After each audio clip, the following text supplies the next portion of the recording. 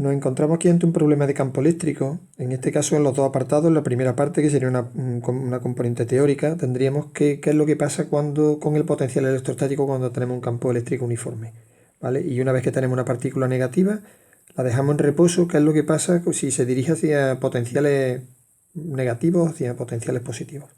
Eso sería la primera parte, que es una pregunta teórica. La segunda sería el problema. Nos da primero una carga que tenemos colocada en el punto -2,0 y nos dice cuál es el trabajo necesario para llevar una partícula desde el infinito hasta el punto 2,0.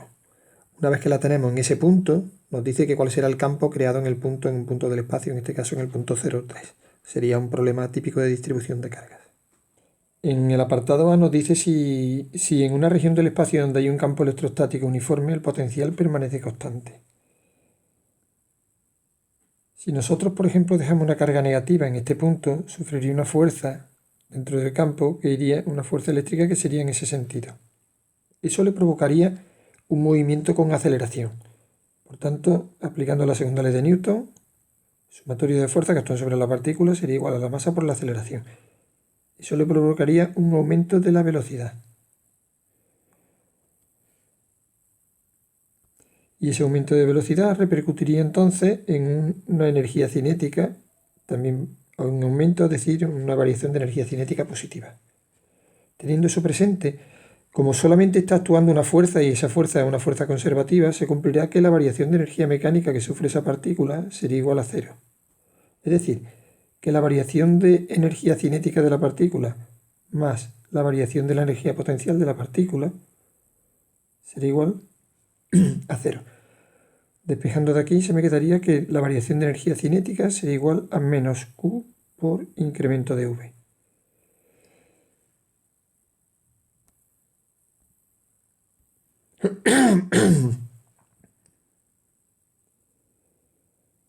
Si nosotros pensamos que la energía cinética está aumentando, es decir, que este parámetro de aquí, este miembro, está variando, en este caso está aumentando, ¿qué es lo que quiere decir? Que este de aquí también tiene que variar en el mismo sentido y en la misma cantidad. Sabiendo que la carga es un valor constante, el incremento de V, por tanto no puede ser constante, ya que si fuese constante me daría una variación de energía cinética igual a cero. Por tanto, no puede haber un incremento de potencial o no puede haber un potencial constante en el campo eléctrico cuando se mueva la partícula. En el segundo apartado de este apartado A nos dice que si dejamos una partícula negativa en reposo en el campo electrostático, si se moverá en la dirección hacia donde disminuye el potencial. Tal y como acabamos de deducir, la variación de energía cinética sería positiva, es decir, el cuerpo está ganando energía cinética, por tanto este valor sería positivo, variación de energía cinética. Esto sería igual a menos el valor de la carga, que al tratarse de una carga negativa tenemos que tenerlo presente, sería un valor negativo. Luego esto ya me daría menos por menos, que sería más. Luego, para que el resultado, tal y como me indica aquí, sea positivo, el incremento de V obligatoriamente tiene que ser mayor que cero, tiene que ser positivo, para que eso se cumpla. Luego, no sería verdadero lo que nos está diciendo la afirmación esta, ya que la partícula se movería hacia donde el potencial aumenta. En el apartado B nos dice que tenemos una carga Q1 colocada en el punto -2,0 y vamos a ver otra carga también del mismo valor, la vamos a ver desde un punto colocado en el infinito hasta el punto que vamos a llamar punto B. Y el punto A sería el punto inicial donde nosotros vamos a partir del movimiento. Teniendo en cuenta que se trata de un campo de fuerzas conservativo, tendremos que la variación de energía, el trabajo necesario para mover una partícula de un punto hasta otro es igual a la menos variación de la energía potencial. Luego nuestro problema se radicará entonces en calcular la energía potencial en el punto inicial y final y hacer la recta. La energía potencial en el punto inicial, en el punto A, sería igual a cero, porque se trata de una distancia infinita. Vamos a verlo cuando vayamos a calcular la energía potencial en el punto B, sería igual a K por Q1, que es la carga que nos crea el campo, por Q sub 2, que es la carga que vamos a mover, partido por la distancia en el punto B. Si nosotros en el punto A dividimos por la distancia en el punto A, que sería infinito, me daría entonces como potencial, el valor de la energía potencial me saldría cero. Entonces tendríamos por consiguiente aquí, sería la K, que es un valor que nos da el problema, 9 por 10 elevado a 9, por Q sub 1, que valdría 4 por 10 elevado a menos 6, por Q sub 2, que vale también 4 por 10 elevado a menos 6, y dividido por la distancia, que en este caso sería desde aquí hasta aquí, serían 4 metros. El valor de eso me da un valor total de 0,036 julios. Haciendo por tanto esto, me saldría que el trabajo sería igual a menos la variación de energía potencial, es decir, sería igual a menos la energía potencial en el punto B, que valdría 0,036 menos la energía potencial en el punto inicial, que valdría 0. Y esto me daría un valor de menos 0,036 julios. Es el valor del trabajo necesario para hacer eso. El signo negativo indica que tendremos que aplicar una fuerza para provocar el movimiento. Si no, el movimiento no sería posible. En este segundo apartado nos dice que ya tenemos colocadas las cargas Q1 y Q2 tal y como hemos visto anteriormente, y nos dice que calculemos cuál sería el campo que crea en el punto este de aquí arriba, en el punto 0,3. Para ello tendríamos que este sería el campo que crearía la segunda partícula y este sería el campo que crearía la primera partícula. Tendría para acá y sería así, sería S1. Luego ese sería el campo. Vamos a calcular el valor de esos dos campos y una vez que tengamos el valor de esos dos campos, vamos a calcular vamos a sumar los dos campos aplicando el principio de superposición.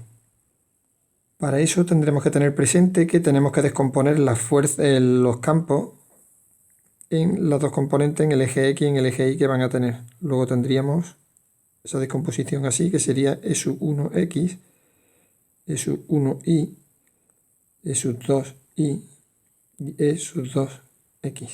Vamos entonces a resolver cómo sería el problema.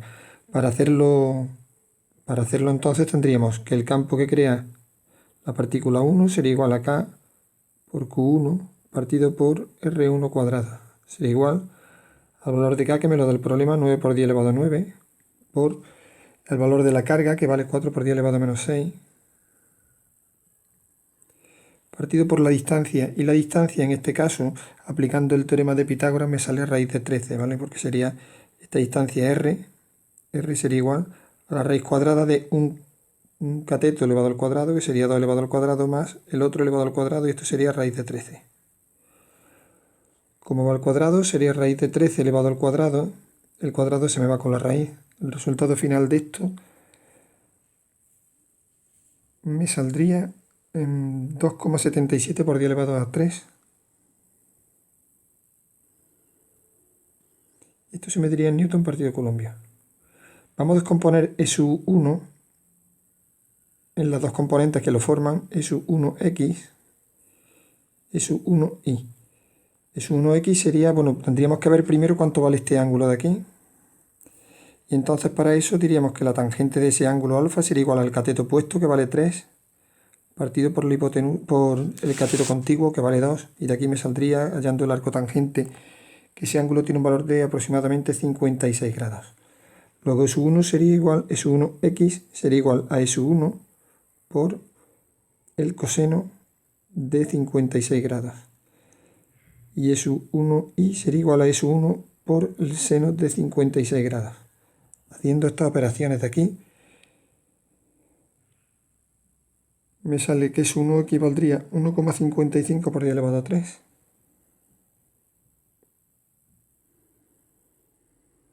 Medido en Newton partido Coulomb. Y S1Y tendría un valor de 2,3 por 10 elevado a 3. En Newton partido Coulomb. De donde tendríamos entonces que el valor del campo S1 sería igual a la componente X, que sería 1,55 por 10 elevado a menos 3, por 10 elevado a 3, y más 2,3 por 10 elevado a 3 J en Newton partido por Coulomb. Importante saber por qué hemos cogido los valores positivos. La componente X la hemos cogido positiva porque la componente X va para la derecha, por tanto sería positivo, y la componente Y, al ir para arriba, también la ponemos positivo. Todo lo que va para la derecha y para arriba positivo, lo que va para la izquierda y para abajo sería negativo. Como las distancias son exactamente iguales, los valores de las componentes X e Y para el vector E2 serían exactamente igual. E2 sería igual a... sería 1,55 por 10 elevado a 3 y Pero es importante tener presente lo siguiente. Ahora la componente sub 2x iría para la izquierda, por tanto esa componente sería negativa. Más, porque la componente j sí que va hacia arriba, por tanto sería positiva. 2,3 por 10 elevado a 3 j en newton partido por coulomb. Y este sería el vector campo creado por la carga 2. Utilizando el principio de superposición tendríamos entonces que el campo total creado en ese punto sería igual al campo que crea la partícula 1 más el que crea la partícula 2. Y por tanto sería, sumando componente a componente, la componente x de cada uno de ellos se nos iría y se nos quedaría entonces solamente que esto sería 0i más 4,6 por 10 elevado a 3 j, y esto sería medido en newton partido por coulomb, y esto sería el campo total en el punto, tal como hemos visto ahí, 0,3.